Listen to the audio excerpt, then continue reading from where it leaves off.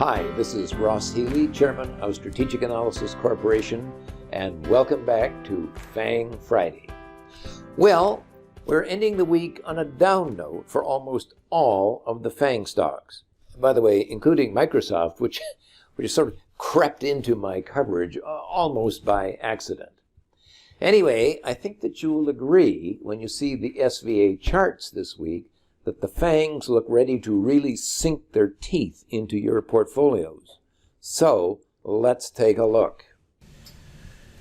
Well, as usual, we will start with Amazon, and what really stands out about this chart is look at how long this stock has been going without being able to claw its way back over its HB3 price. That's 16 times its book value. The last time it slipped, it just slipped down there for a moment or two and then was right back inside. And of course, this was the bottom in December, so that was a quick spike down and a fast recovery, but not this time. And this against a background, basically here, of a market which has really gone nowhere. The peak in the market has been about almost 3,000. It's just a little bit under that, but look how far down Amazon is at the present time.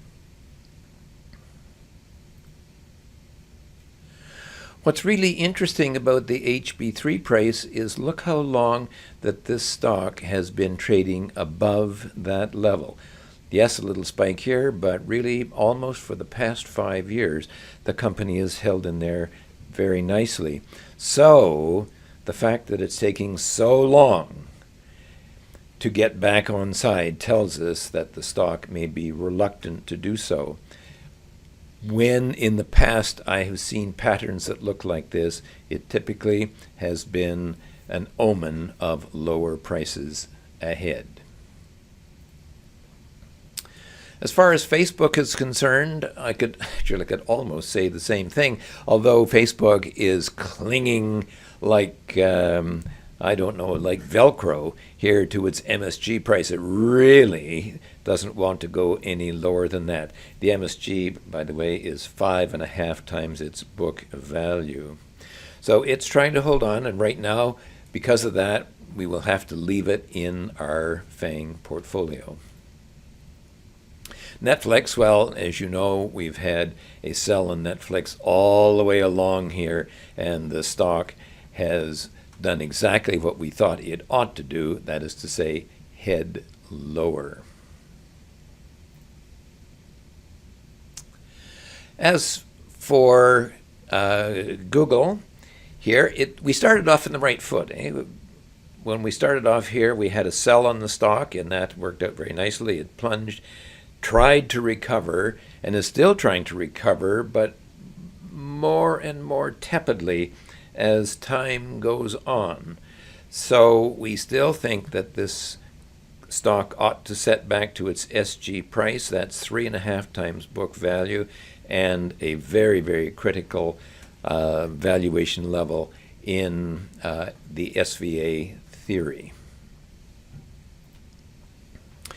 Here's NVIDIA. Well, had a nice plunge, good recovery. We sort of had a head fake here, and we thought maybe this stock is going to recover and head a bit higher, and that was, of course, was on the really following the whole Bitcoin revival here. But the stock let go quite abruptly, actually. Then kind of checked back again. Did you really mean to go down here? It said coming back here, and the answer appears to be yes. And of course, I have showed you the long term for NVIDIA. It looks like a company that is rolling over.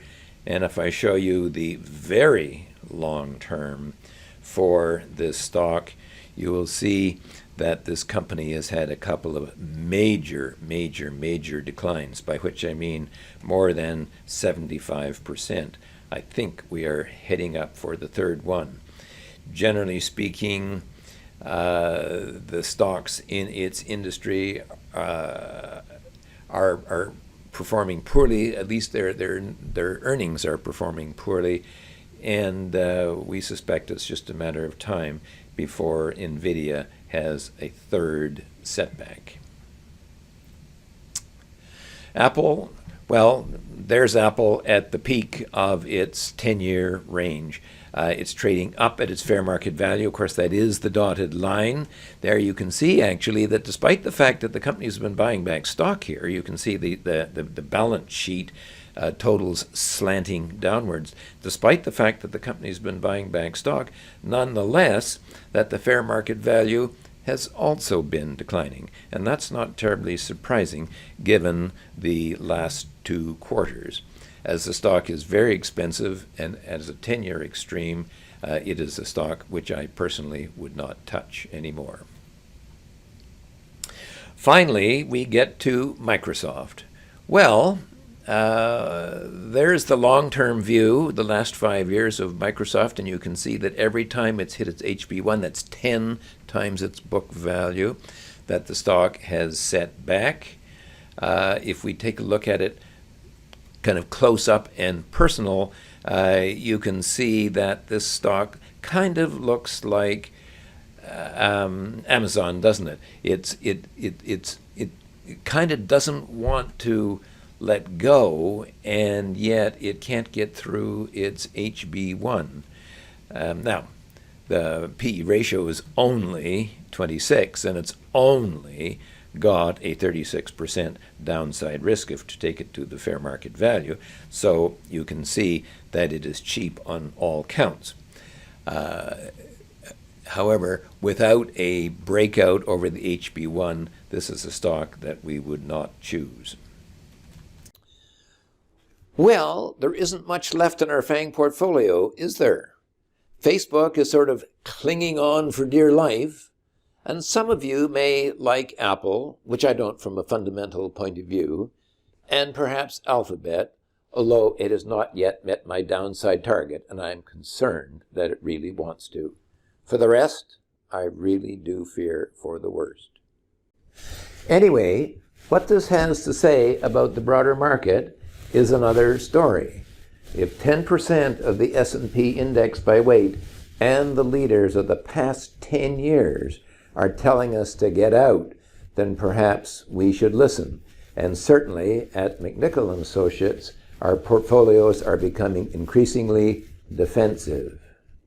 Anyway, this is Ross Healy, Chairman of Strategic Analysis Corporation and a portfolio manager for McNichol & Associates Asset Management, reminding you that nothing, including investing, is difficult if you have the right tools. I'll see you next week.